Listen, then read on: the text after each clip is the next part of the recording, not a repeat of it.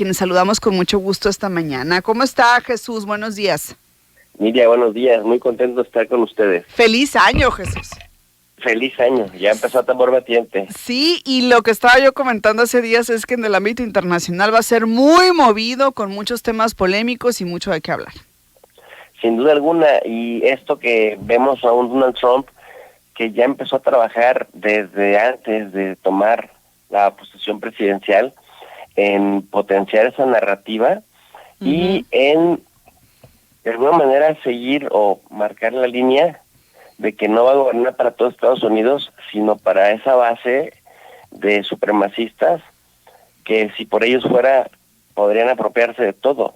Sigue troleando, como decimos hoy en las redes sociales, sigue haciéndole bullying a Canadá, poniendo mapas en sus redes sociales, o sea, con una falta de seriedad y una falta de institucionalidad, pero que lo siguen consumiendo sus votantes, poniendo el mapa canadiense con bandera de Estados Unidos y ahora también agregando Groenlandia con bandera de Estados Unidos, dando a entender pues que en adelante sería Estados Unidos desde la frontera con México hasta prácticamente el Polo Norte. Y por otro lado, pues también insistiendo en que una estrategia parecida a la que le quería explicar a México, insistiendo en que el canal de Panamá fue cedido a Panamá para que Panamá favoreciera a Estados Unidos, pero dice que no, por el contrario está favoreciendo a los chinos y que ahora son los chinos los que tienen buena parte del control del canal de Panamá, cuando en realidad sabemos que no es así, ¿no? Que a todos los navíos que transitan por ahí se les cobra proporcionalmente como se establecen las normas del comercio internacional. Sin embargo, Trump es una estrategia que le aplica a Panamá, que también se la quería aplicar a México, pero que en México la presidenta mexicana lo contuvo cuando decía que México era una plataforma pivote de entrada de productos chinos a Estados Unidos.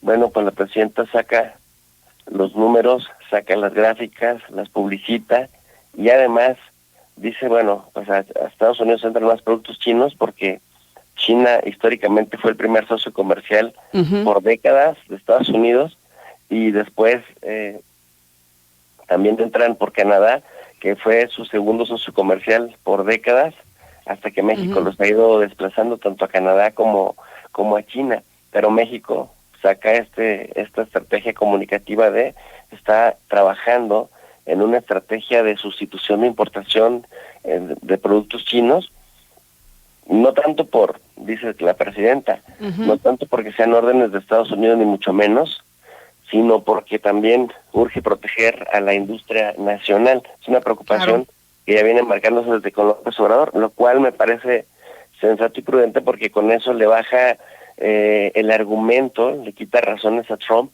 para que siga siendo creíble su narrativa, que por cierto, a su base me queda claro que independientemente de que se le muestre la verdad de frente, no van a creer y van a creer siempre lo que diga él. Así que lo que nos parece disparatado, que lo es, a su base le parece sensato y van a tratar de justificarlo.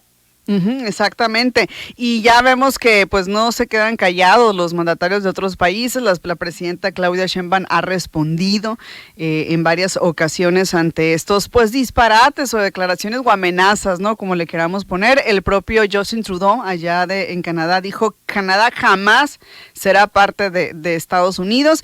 Y en el caso de cambiarle el nombre pues de Golfo de México por el Golfo de América, pues no sería algo sencillo, supongo, Jesús, porque habría entonces acuerdos internacionales que tendrían que firmar Estados Unidos, Cuba y México, creo yo. Sí, bueno, definitivamente, si solo va a quedar en documentos de Estados Unidos, lo pueden hacer para sus efectos. Lo que sí no puede obligar para nada a Estados Unidos es que el resto del mundo reconozca como Golfo de Estados Unidos. No pueden obligarlo, pues no. No, por supuesto.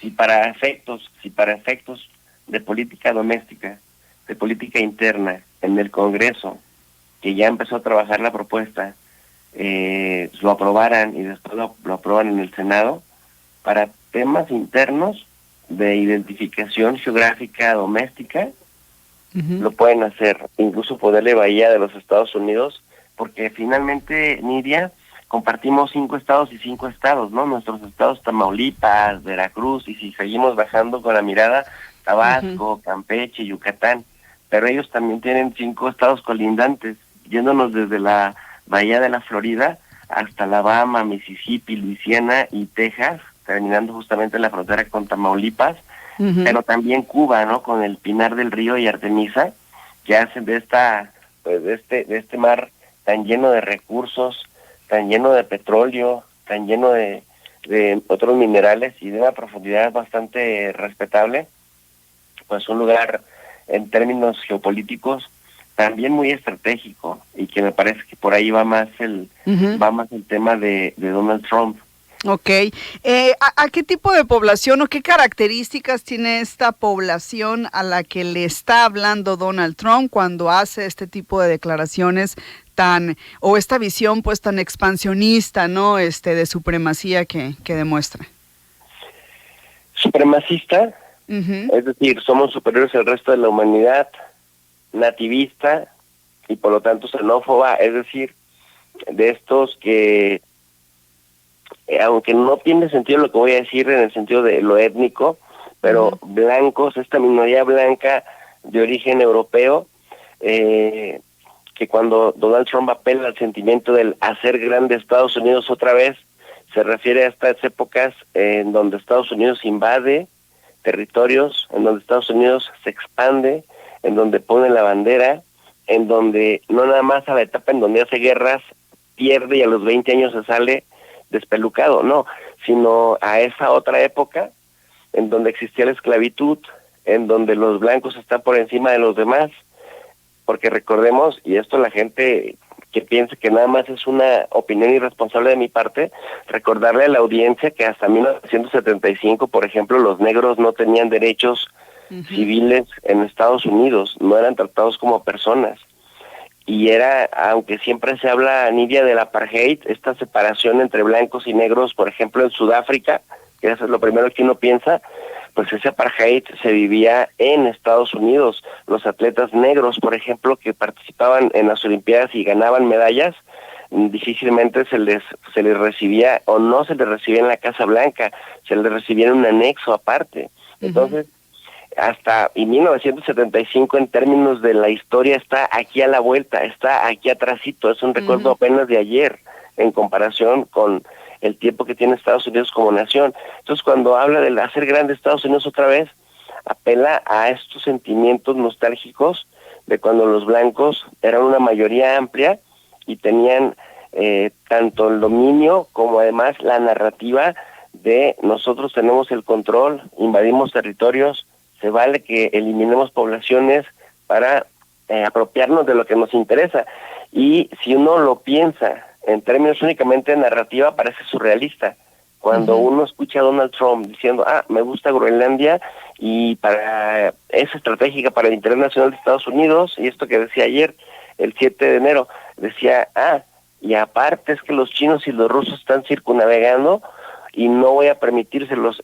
Entonces, el que Groenlandia sea parte de Estados Unidos, incluso dice, es una defensa del mundo libre, un mundo libre del que se quiera apropiar, o lo mismo con Canadá. Entonces, este votante particular de Trump, que además es soberanista, que significa que a Estados Unidos no lo contamine lo extranjero en Estados Unidos, pero Estados Unidos sí puede ir a contaminar a los extranjeros a sus territorios. Claro. Bueno, pues habla muy bien de lo que Donald Trump está tratando de llevar y de socializar en la práctica. Ahora, estas amenazas hacia el tema de pues el canal de Panamá, de Groenlandia, podrían traducirse en uso de fuerza militar o no sé si son un indicativo también de lo que esperaríamos ya con el inicio de este segundo mandato de Donald Trump. ¿Qué opinas? Es disuasión. Okay. La disuasión es básicamente convencer a alguien de no hacer algo que le pueda perjudicar a ese alguien. Y entonces, pues es una especie de convencimiento a través de las amenazas de que le podría ser más costoso. Estados Unidos es como Jalisco, Jalisco nunca pierde y cuando pierde arrebata, dice el dicho popular. Bueno, para Estados Unidos lo hace en la práctica. Nunca pierde y si pierde, entonces recurre a la fuerza. Y ahora Estados Unidos en esa disputa por el orden hegemónico. Estados Unidos está en decadencia, su tecnología, su infraestructura, sus sistemas de viviendas, es decir, y también hay un tejido social que por las adicciones y el consumo de diferentes tipos de drogas, pues se está viendo muy afectado. Eso, por ejemplo, pues en China, por el contrario, vemos sin tratar de tomarla como un país ejemplar, pero China está en ese momento del auge que Estados Unidos estuvo hace 70 años, por ejemplo. Entonces Estados Unidos se está dando cuenta que ya no pueden competir en buena elite, casi nunca lo han hecho, pero por lo menos antes cuidaban las formas, y entonces recurre a cuestiones estratégicas como esto, posicionarse militarmente en donde pueda estropear la circunnavegación libre de China y en donde se le pueda estropear, digamos, seguir distribuyendo y comerciar a un ritmo, de tal suerte pues que desde esta política monroísta de 1823 de considerar al hemisferio occidental como parte esencial, como área esencial de influencia de Estados Unidos y de comprometerse a expulsar toda influencia extranjera, pues me parece que es justamente más que responder a un orden ideológico, responde a un orden práctico y funcional de decir, pues si no podemos competir en buena elite, lo hacemos a través de lo que sí somos buenos, que es la guerra.